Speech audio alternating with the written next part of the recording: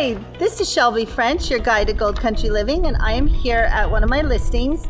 This is on Capello Drive in Angels Camp, and this home is ranch-style home, is almost 3,000 square feet. It's on 6.44 acres of pond, and it is run entirely on solar energy. Now, this solar energy system is paid for outright, was installed over 6 years ago, and the current owners get these monthly reports from their solar company that outline the carbon offset.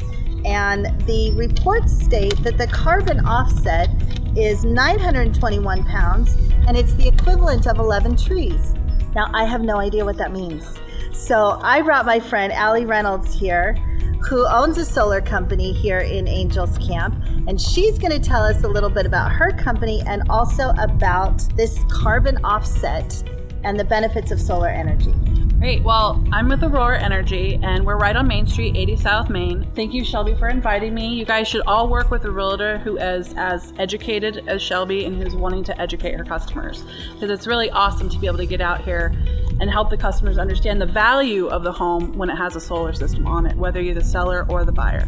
So first of all, with the offsets, it's kind of a touchy-feely part of the report. These people have already purchased the energy, so they're trying to emphasize, hey, you did a really great thing here. You're contributing to a greener planet, cleaner air, and because with solar, the manufacturing is a much cleaner process than, say, coal with the traditional utility, which is where a lot of our power comes from if you're with PG&E. If they're not cutting down trees to burn, to use for wood, or actually if there's not forest fires happening, burning the trees down, then you're contributing to a greener planet too. And one of the great things about solar energy, when it's so clean, it's also safe because it's a little power plant right on top of your roof. It's not power coming through transmission lines through highly forested areas that are at risk of fire. It's a power plant right on your roof that's going directly into your main panel and then sending the power out to the grid and then pulling the power back in the evenings when you need it. So it's just a much safer system. That's why so many people are switching to solar, in addition to the cost-saving aspects of it, which to me are really bigger benefits. Well, we certainly appreciate that for any of us that went through last summer with all the PG&E shutdowns, and I'm really fingers crossed that we don't get another summer of numerous shutdowns. So that's great. Now, I would imagine that this seller on this home who bought this energy system over 6 years ago, they've been saving a ton of money over the course of since they installed it. So what are the typical savings on an average home like this? So on a house like this, you're looking around a little more than 2,500 square feet. It's kind of a ranch setting. There's a barn. You've got about 20 panels here. You've got some more over on the barn. It's probably about a 7 to 8 watt system that's generating all the power they need for the whole property. So if they're on a well, it's pumping the water, etc. So what's really great about that is because there's also some low energy appliances that have been upgraded, maybe some other changes they've made to cut back on their power, which most people do when they go solar, they're able to completely get rid of their utility bill monthly. So at the end of the year, the only report they're going to see from PG&E is how much power they sent to the grid, and they have a small monthly fee they have to pay for the connectivity, but they're going to see $0 owed, which is what you want to have at the end of the year with any correctly sized power system.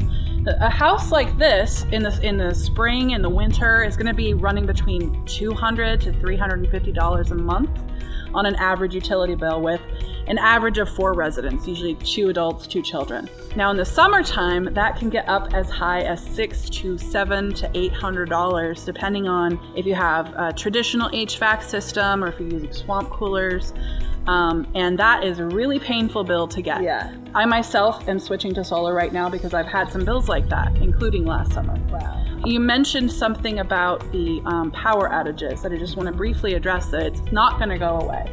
It's going to keep happening because PG&E is still upgrading a lot of their system. So there are solutions that you can put in place when you do a system. Even if you have a system in place on a house you purchase, you can add a Generac battery, or you can add a generator with a transfer switch, which you can just plug in. That'll power your fridge and your other basic utilities when the power goes out. For a lot of people who have medical issues, that's definitely a concern. Yeah. It's a great option to have. So be sure to ask your realtor, local people about how you can deal with those things if they do arise. But on the cost savings side, to go back to that, No, if you're saving, on a power bill, you're paying between $300 to $600 a month.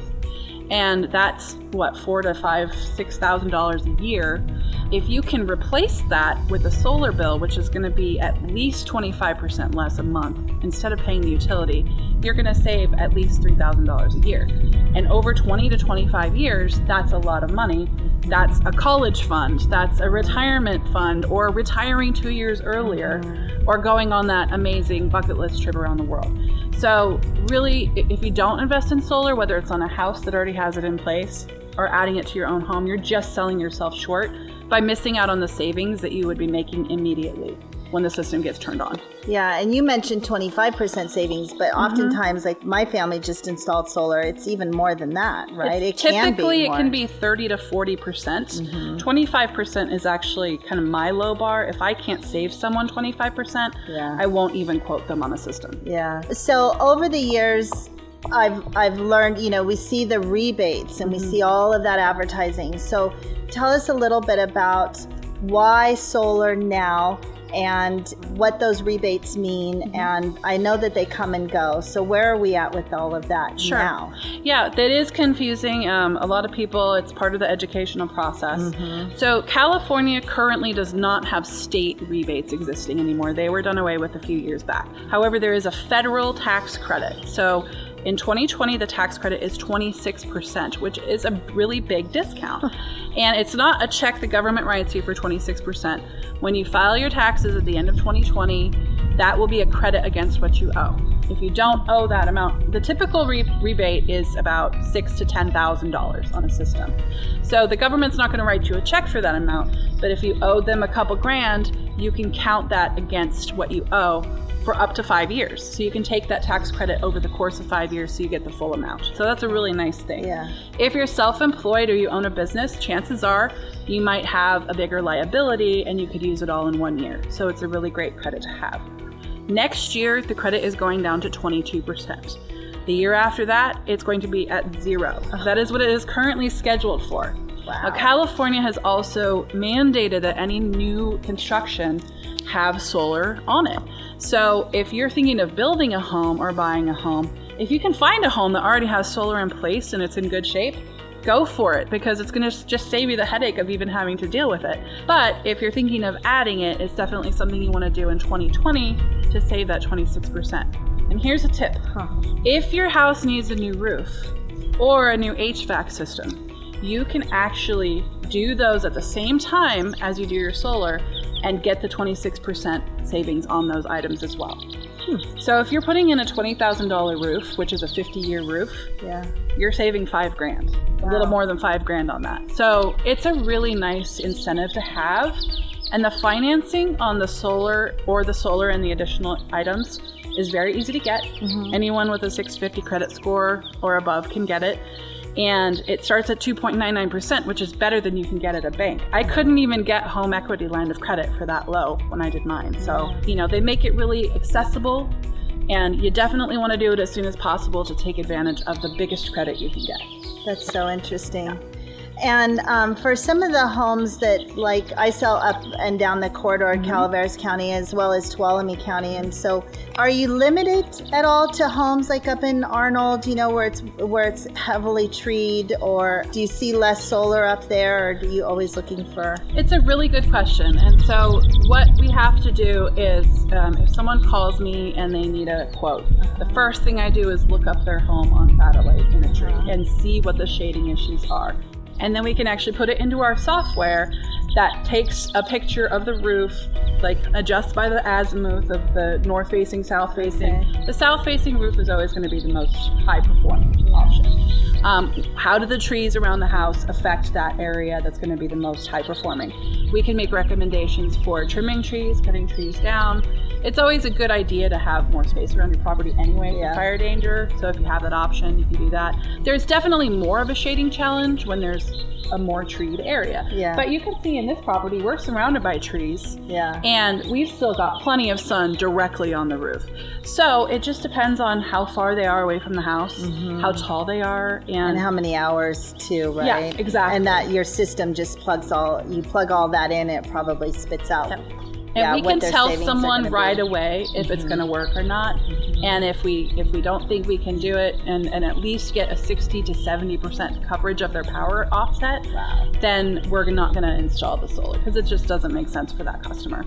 We can do ground mount systems. Okay. So, or we can do it on a barn or Right. another building. So if they have, an area over here that isn't on the roof, that is Right. a more open area that they've cleared or old pasture or something. A lot of these old golf courses that don't have golf courses anymore. Yeah. Depending on where your property ends, you can do a ground mount system with trenching to the house with conduit, and that can be your power system. That's So a there's good lots idea. of creative solutions we can figure out. Okay, good. Yeah. Yeah, they just have to call you. Exactly. There we exactly. go. Yeah, we try to make it as painless as possible, just like you, and lots of fun and educational, and Yeah. provide concierge level customer service. So you just want to help people out, give them the answers they need, and make sure they're comfortable with their decisions, that Yeah. they feel informed. Yeah. Thank you so much for your time. You're welcome. It's been a That lot was of really fun. informative. And if you want to work with a realtor who cares about her customers being educated and knowledgeable about the homes, talk to Shelby because, Thank you. she's becoming very quickly an expert on houses with solar on them. And I'm here to help too, however I can. So Great. talk to Shelby if you have a home that you want to list with solar or you're looking for one. Thank you. Thanks so much, you guys. Happy house hunting.